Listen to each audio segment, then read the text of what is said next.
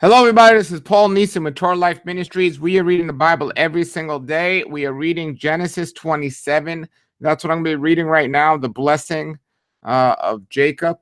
And we're going to be covering that this morning. And we continue to uh, just read this live every single day to encourage you to read your scriptures every day.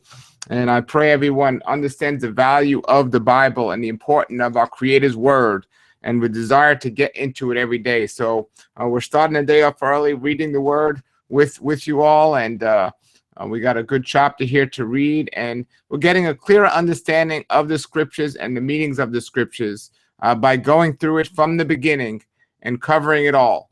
And that's what we're doing. We're looking at it from the beginning in order, so we get a better understanding. So then when we get up to the renewed covenant, or as people call it, the New Testament, we can understand more clearly things that so many people have confusion about, like the words of the Apostle Paul and so on.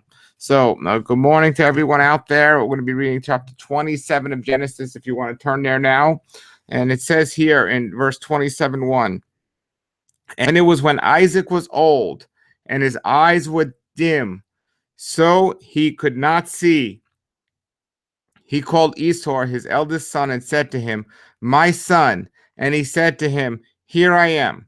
So there's a lot to talk about in this verse 1 about why Isaac's eyes were dim. And I'm going to give you three possible explanations of why his eyes were dim.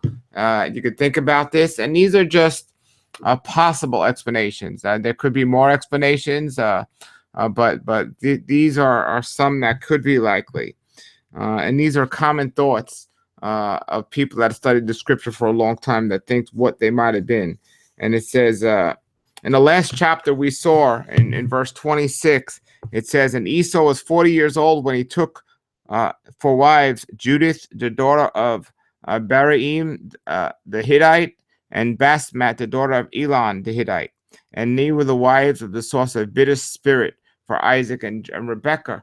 And we were wondering when we read that why they brought that chapter in, because they weren't talking about that the whole chapter, and then all of a sudden they switched and they talked about that.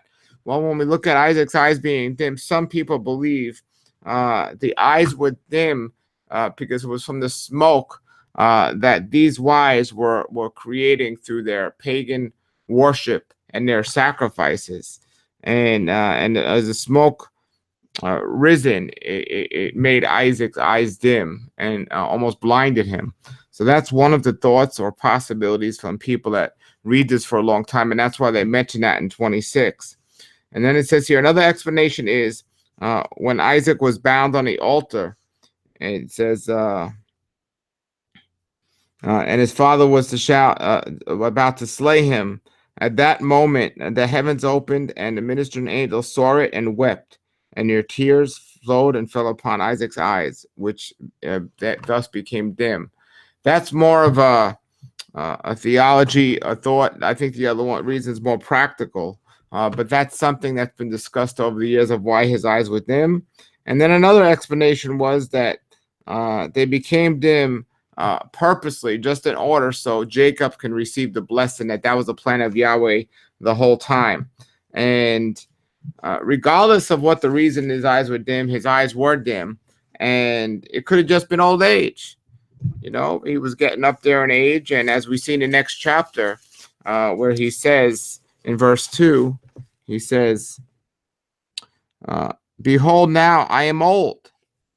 So he says this in verse 2, "Behold, behold now I am old, I do not know the day of my death."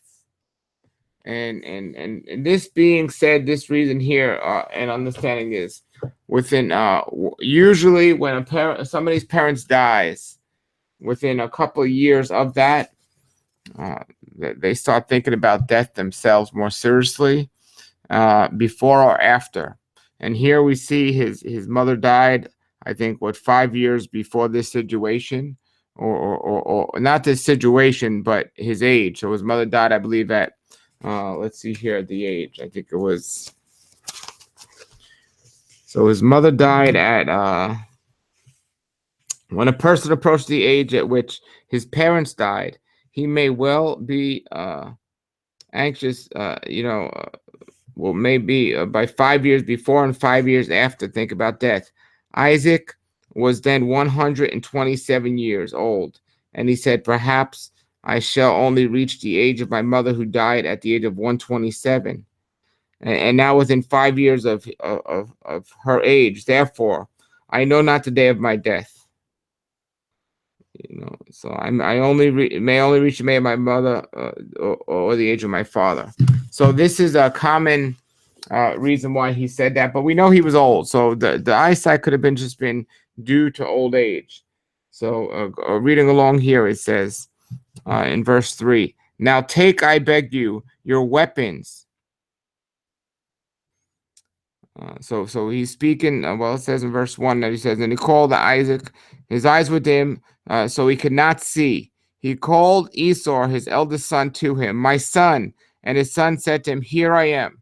So his son was in front of him, but he had trouble seeing him. And he said, behold, I am old. I do not know the age of my death. Now take, I beg you, weapons, your quiver, your bow, and go out to the field and take me some bison.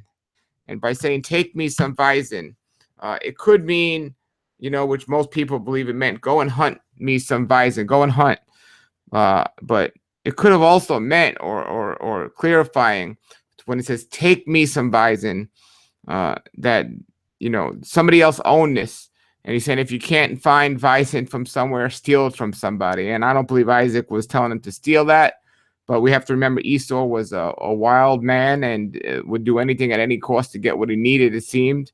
So I think Isaac was explaining to him not to take it from somebody who owned it, but go and find an unowned bison, whether through hunting or somehow anyway, and make me savory meat, such as I love, and bring it to me so I can eat, so I can bless you before I die. And usually the elder son would get the blessing, and this blessing, once it was given, could not be taken away. So this is something to consider. Once the blessing was given, it was given. It could not be taken away. And this is why people usually waited till the end of their life, because if they chose to, they could give the blessing to one of their other sons who was more worthy of it. So it was usually given to the eldest son, but often could have been changed to give it to another son. So they waited towards to what they thought was the end of their life before they give the blessing. So here Isaac is old and he sees his eyes are dim, and for whatever reason he thought that his life was going to end soon. So he wants to give Isaac the blessing, but first he asks him for some meat. He says, make me some meat, such as I love, and bring it to me so I can eat, so I can bless you before I die. And so when we see that, it says, but Rebekah heard when Isaac spoke to Esau his son, and Esau went to the field to hunt for bison and bring it.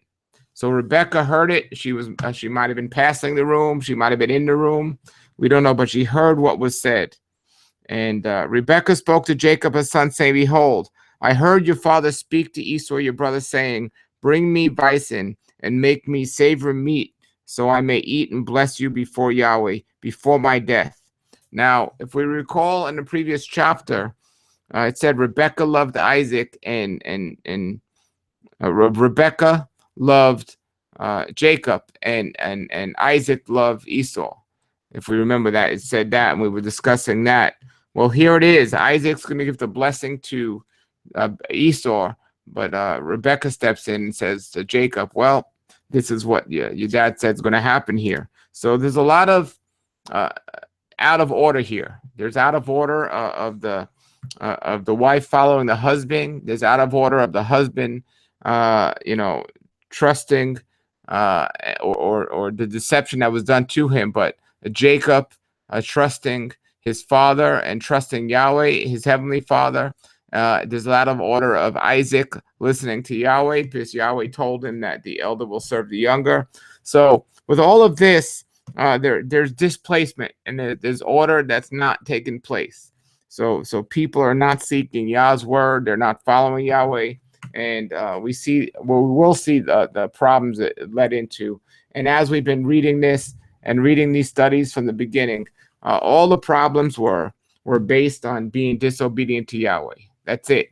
If you follow Yahweh, you don't have the issues that these people had. It says uh, in verse 7, his mother says, "Bring me Vison and make me us." Wait, it says in verse 6, and Rebekah spoke to Jacob his son, saying, "Behold, I heard your father say to Esau, your brother, bring me Vison and make me savory meat, so I can eat and bless you before Yahweh before my death."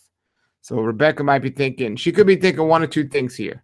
She could be thinking, I'm going to make sure that doesn't happen because I love Jacob more. Or she could be thinking, Yahweh said the blessing is going to go to Jacob and or the younger one. So, Isaac is trying to do something different and I'm trying to make it right.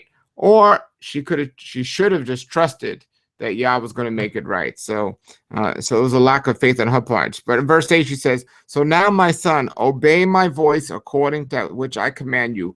Go now to the flock and fetch me from the two good kids of the goats.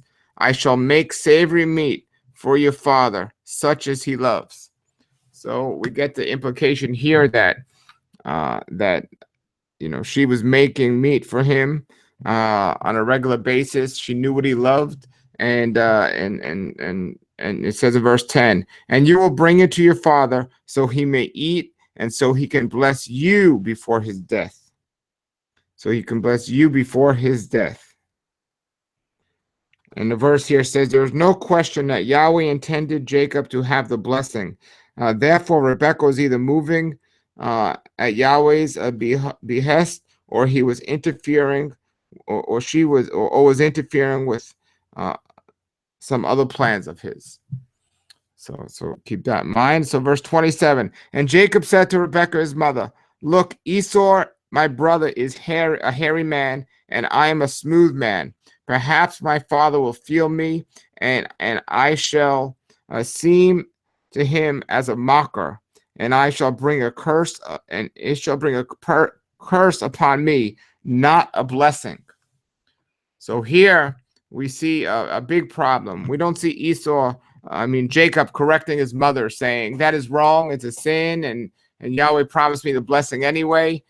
We see the lack of faith, but we see him trying to make an excuse for his mother's deception, his mother's sin. So he's going along with his mother's plan, but he's saying, and he's trying to enhance the plan. That sounds like a good idea, Mom, but what happens if I get caught?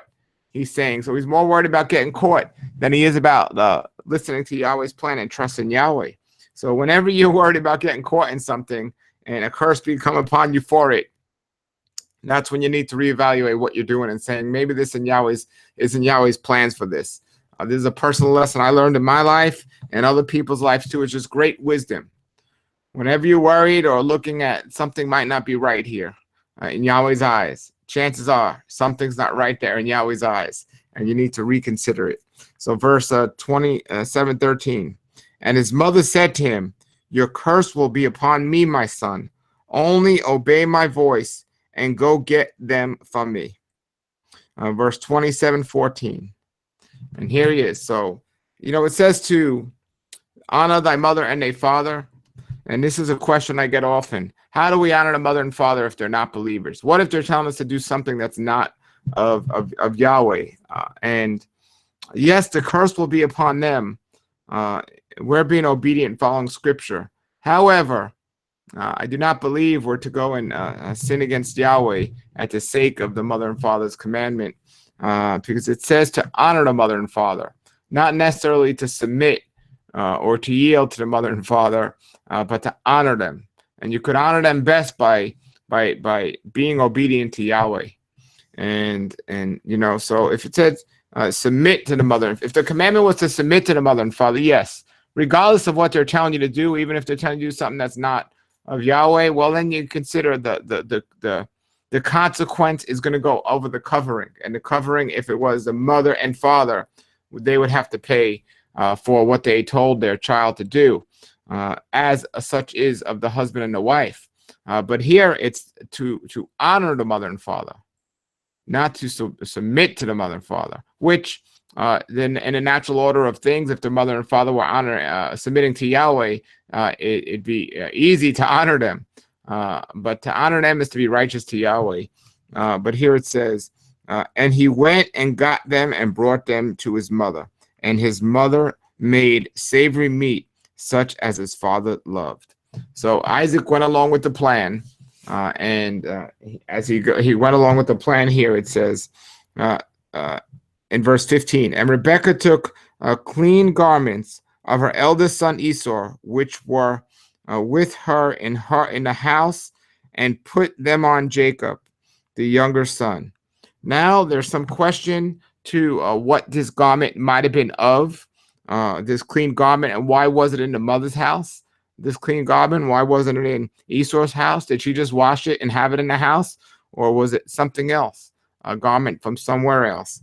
And some say that this might have been a very valuable garment that was passed down through the family line, that was kept in the house of Esau, so none of the, or kept in the house of the mother, so none of Esau's wives can get it and do anything with it that they shouldn't do. So maybe it was a valuable garment. Some people said it could have been the coat or this animal coverings from the Garden of Eden that was passed down. Some people said it could have been those. So this is a very valuable thing. So that's why it wasn't in Esau's house. But regardless, she took the garment of Esau, and she put the skins of the kids of the goats upon his hands and upon the smooth part of his neck. And then she gave the savory meat and bread, which she had prepared unto the hand of her son Jacob. And he came to his father and said, my father. And he said, here I am. Who are you, my son? So Isaac really had bad eyesight. He said, who is this? Is this my son? And Jacob said to his father, I am Esau, your firstborn. I have done according to what you asked me. Give now, please. Give up now, please. Get up now, please. Well, basically, when it says, I am Esau, your firstborn, he was lying when he said he was Esau, because he wasn't Esau. But he was not necessarily lying when he said your firstborn, because the firstborn right was upon him. So, but he was not telling the truth here. And this is just leading up to a really bad situation. There's distrust of Yahweh. There's lying to your father.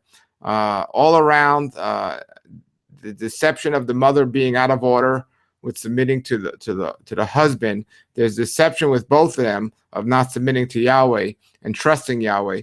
This situation is not looking good, and it's not going to end up good. It says, I am Esau, your firstborn. I have done according to what you asked me. Get up now, please. Sit and eat my venison, so your soul can bless me. So get up and sit. Get up and sit. So he wanted him to get up and bless him, and then he wanted to sit and eat. And Isaac said to his son, how is it that you found it so quickly, my son? And he said, because Yahweh your Elohim brought it to me. Because Yahweh your Elohim brought it to me. Now, this isn't the way that Esau usually talked. Esau usually didn't speak about anything about Yahweh and blessings and so on. So it says, because Yahweh your Elohim had brought it to me. And Isaac said to Jacob, come near, please, so I can feel you, my son, whether or not you are my very son Esau. And Jacob went near to Isaac, his father, and felt him. The voice is of Jacob's voice, but the hands are of Esau. So when he said the voice is of Jacob's voice, that was because the wording that was used, because Yahweh had blessed me, or because Yahweh had given it to me. Esau wasn't talking like that, but Jacob was talking like that, and did say that. And and this is the blessing that was this was the distinguishing when he said the voice is upon you, but the hands are of Esau.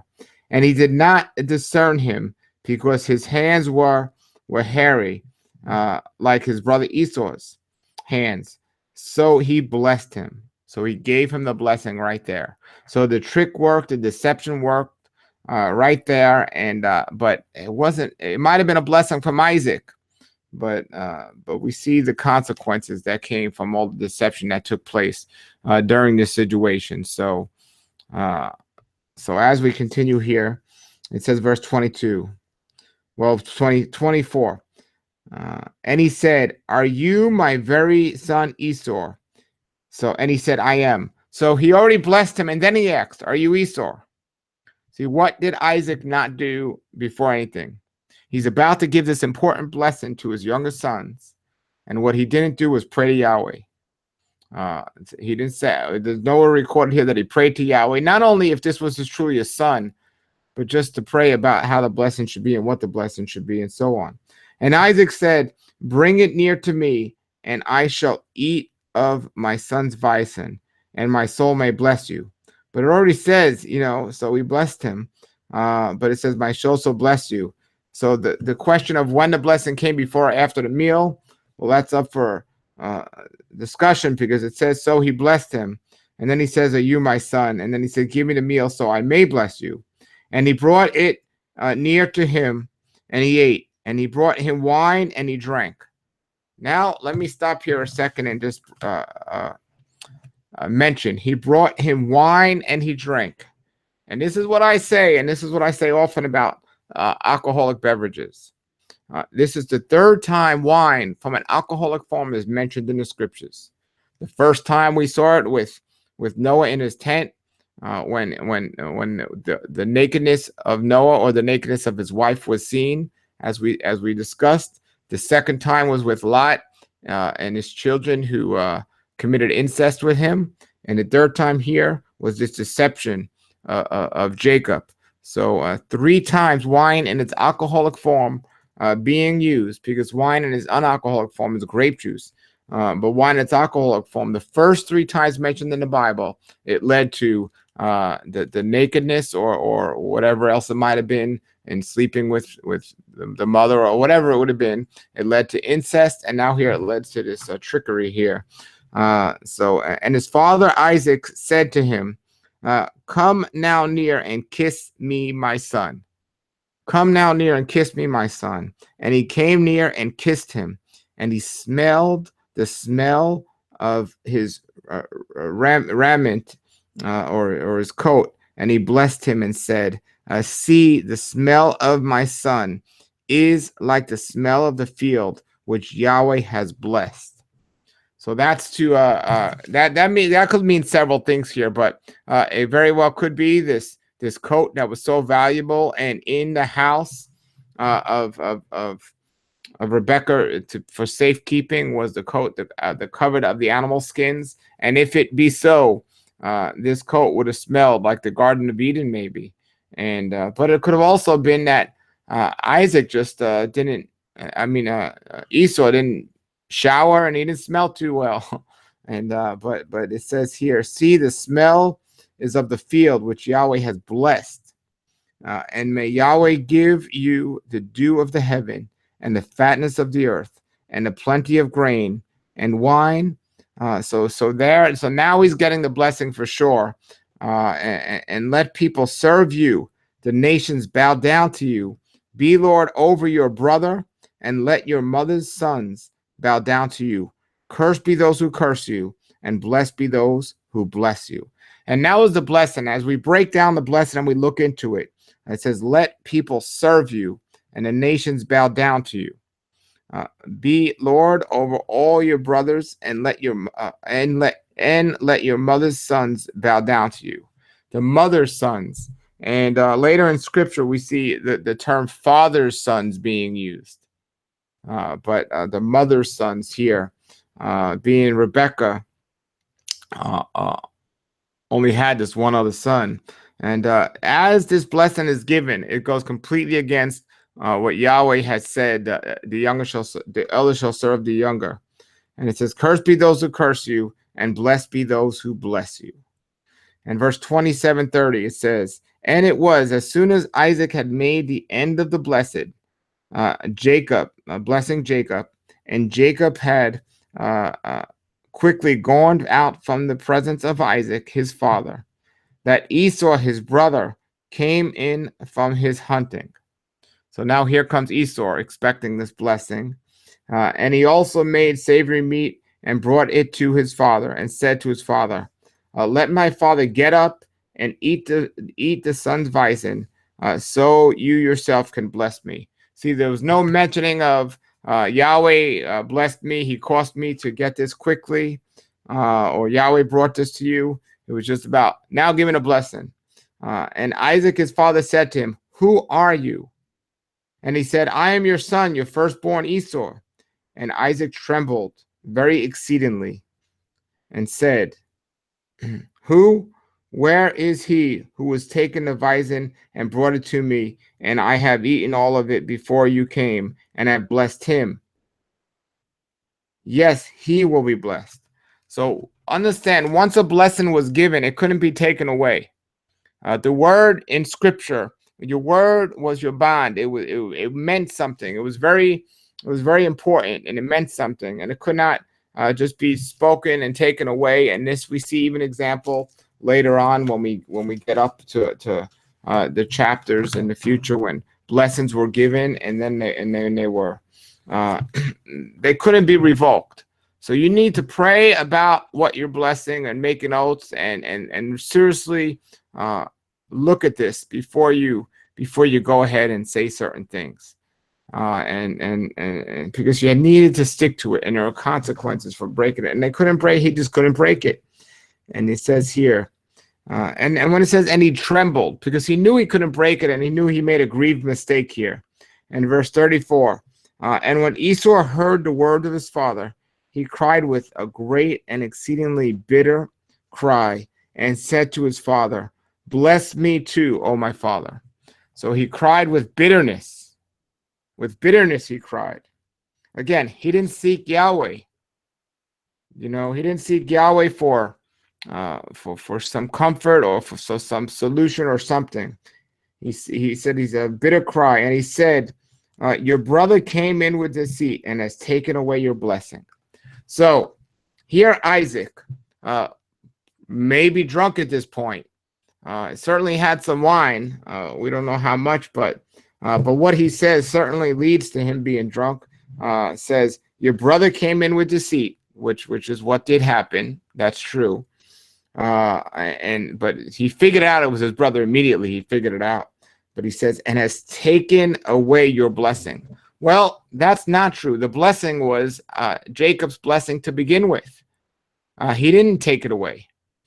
So this was not true, what he just said. And this probably stirred up Esau even more. So this quote by the father probably led to Jacob's problems more than we think, because this was Esau's revenge that he wanted to kill Jacob. I mean, Isaac could have said here, your brother, I mistakenly gave the blessing to your brother, but Yahweh said that the blessing should be his, so everything will be fine, and don't worry, Yahweh will reward you, or something to comfort Esau, and be it. So if Esau was upset, Esau would have been upset at Yah and not at Jacob. I mean at his brother Jacob. But no, what Isaac said was, your brother came with deceit and has taken your blessing away. So Isaac's making it sound like Jacob was doing something that Yahweh didn't want to happen. In verse 36, and he said, is he not rightly named Jacob? For he has outwitted me these 2 times. He took away my birthright, and behold, now he has taken away my blessing. And he said, have you not reserved a blessing for me? And when we look at the word, the idea Jacob, that's what it means. It means deception to some sort, or deceived. And when we think about this and we look about the consequences we receive in our lives, they always have something to do, or often have something to do, with the consequences that have happened to us. We take for Samson, for example. Samson, his eyes were what got him in trouble, right? So what Yahweh do? Took away his eyesight, teaching us our lesson. Well, what happened here with with Esau and with Jacob. Well, Jacob was about deception. So what Yahweh allowed to happen later on? Jacob to be deceived. So we get it. We see that. So it says here,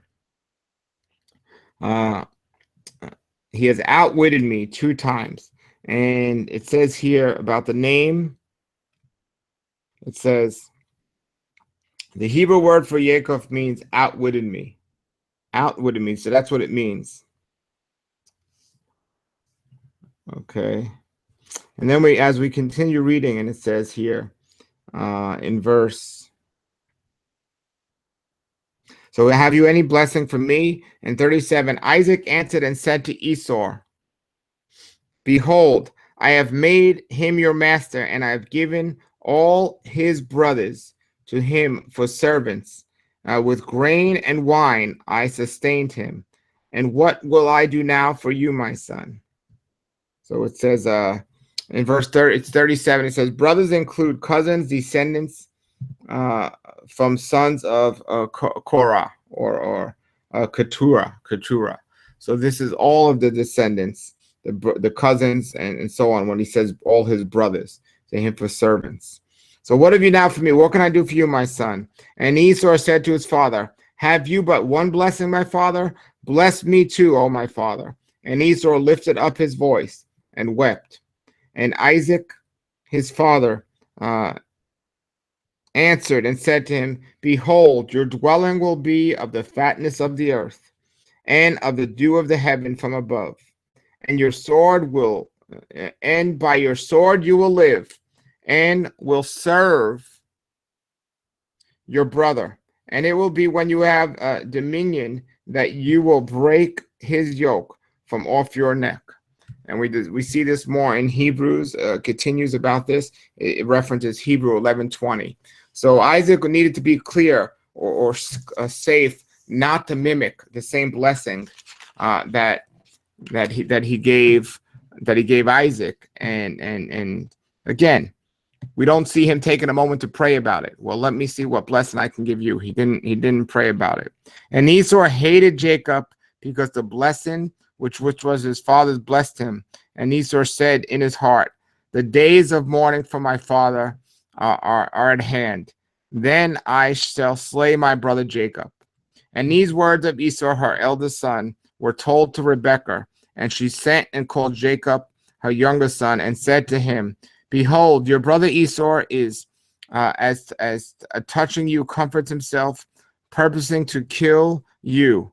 Now, therefore, my son, obey my voice. Rise and flee for yourself to Lebanon, my brother in Haran, and tarry with him for a few days until your brother's fury turns away. So we see the issues that happened to Jacob later on, but because of what Rebekah did, we see the consequences of it. This is the last time she shall see her son alive of Jacob as he's going to leave. It says, until your brother anger turns away from you and he forgets that which you have done to him, then I shall send and fetch for you from there. Why should I be deprived also of both of you in one day? Well, that was the last time she saw him. And she said, and Rebekah said to Isaac, I am weary of my life because of the daughters of Heth. If Jacob takes a wife of the daughters of Heth, such as these daughters of the land, what good will my life be? And so we see Rebekah going to Isaac and saying, well, let's send him to his brothers, Laban, to her brother for a wife of the same family and not for the same daughters. And Isaac was all for this plan because it grieved Isaac that Esau had these wives, and it created them much strife. So Isaac was all for this plan, I bet. But here we see Isaac now doing what it says in Ephesians about caring for your wife and listening to your wife. And he says, and Rebekah said to Isaac, I am weary of my life because of this. So Isaac was being the loving husband, agreeing with the plan, and also said, I agree. And they sent him away, as we'll see in the next chapter, in chapter 28. But that was chapter 27 of Genesis. and we'll continue to read this every day. Every day, we're going to be reading the Bible, and I'll try to get on as early as I possibly can. And and those of you that are missing the live feed, I pray that you're seeing the replay and it's blessing you. Please share this with others and let everybody know that we're doing this every day, and just share the previous ones we did with them. No matter all our thoughts and our theologies and our what could have beens and what ifs, there's one word that stands solid and true, and that is the word of our Creator.